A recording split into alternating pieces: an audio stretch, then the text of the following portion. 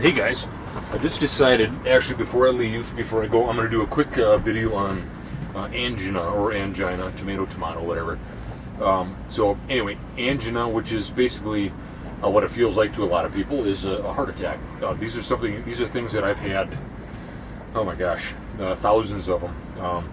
It's the one drug that I had taken in the last 15 years. All the other drugs that I had prior to, which was 7, 8 of them that I was supposed to be on for a lifetime, I quit after some years, in 2008, getting out of my business, losing my business, things like that because of health, different health reasons. I ended up going through different phases, and one of the things that, one of the costs of that was angina, or I'll call it angina anyway, however you'd like to pronounce it. One of the things that people just, when you hear about angina or angina, for me, it's an excruciating, crushing pain, and it goes up the neck and into the head, and then actually you end up getting a migraine from it.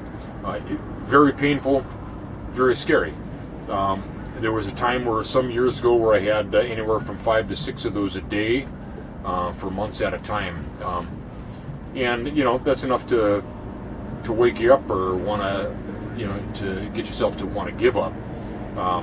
But I didn't. I had my young child and my beautiful wife and my older kids, and I'm a fighter, so you just keep doing what you can do.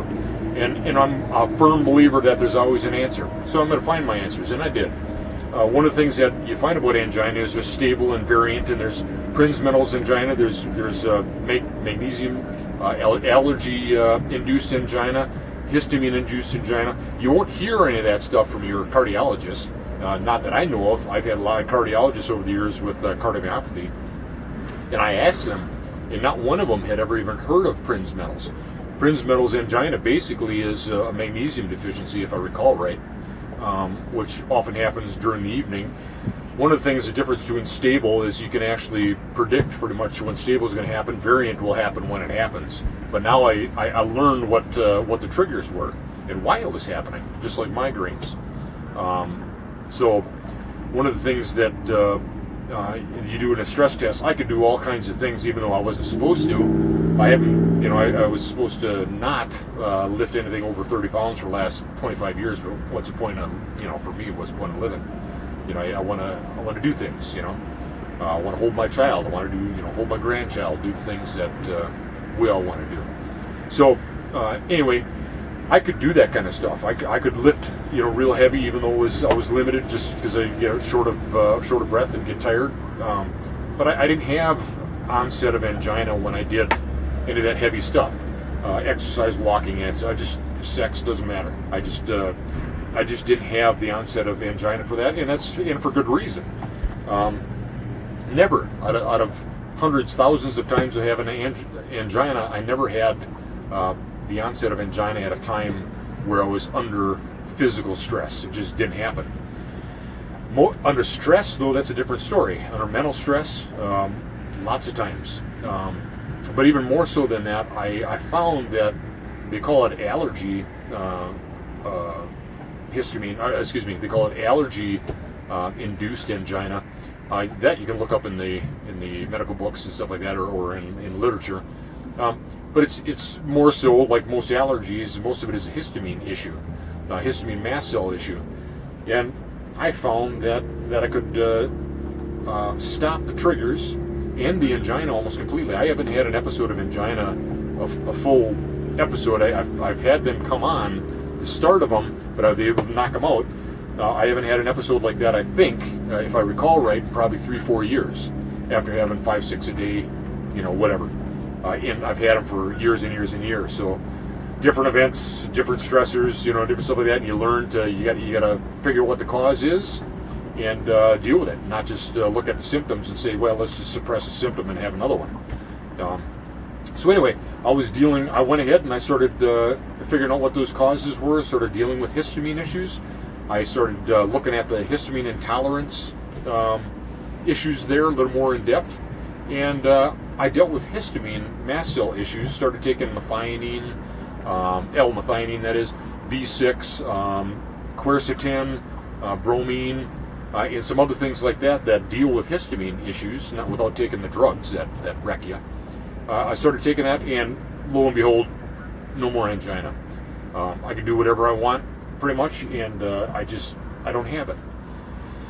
So the point here is, I made a garbled things like I do in my videos and stuff like that, and I'm not going to get technical because half the time I can't remember it. I've done immense amounts of study, but I'm not a technical person, and I actually choose not to, because that's your job.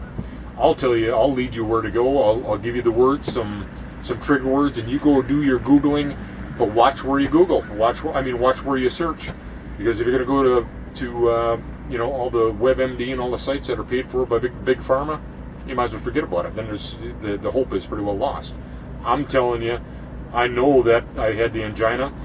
Doctors were clueless about it. I had to find out the answer for myself. I found it. It's done. And if it comes on again, I know how to deal with it. So it's one of the things that is valuable. Hopefully this short video will be valuable to somebody. All I'm telling you is, I'm not giving you a cure. I'm not doing anything. All I'm telling you is I had them, and I had a lot of them. The cardiologist had no clue what to do with it. As a matter of fact, we can get into in depth here, because a lot of things that cause those angina triggers and the histamine triggers are fungal mycotoxins, which I'm a huge fan of Doug Kaufman of Know the Cause. He's one of the best fungal mycotoxin experts in the world. I gotten to know him personally a little bit, and he's just a beautiful man. But anyway, fungal mycotoxins, they're in everything. It's ubiquitous. They're universally in our corn supply, or wheat, all these things that they want to blame on gluten, this, that, and the other thing. Those are the things that are helping to destroy that, along with antibiotics, our gut flora, and whatever else. And then we have histamine issues, mast cell problems throughout the body, and everybody wonders what's going on. If you have angina like that, it's variant angina. It comes out of nowhere, and there's no clogs. They've done all their tests and everything else, and they can't figure it out. I suggest that you start looking into variant angina. Google variant angina, Prinzmetal's angina, histamine-induced angina on PubMed and everything else. That's where I get most of my information. And start making some changes.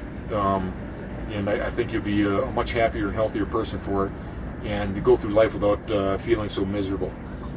Because you don't deserve it, and it's not necessary. And you certainly don't need, in most cases, don't need a drug for it. I'll speak for myself. I sure didn't. Everything they gave me a drug for, I didn't need. I come to, lo and behold, what do you know? Nature and God deliver it all.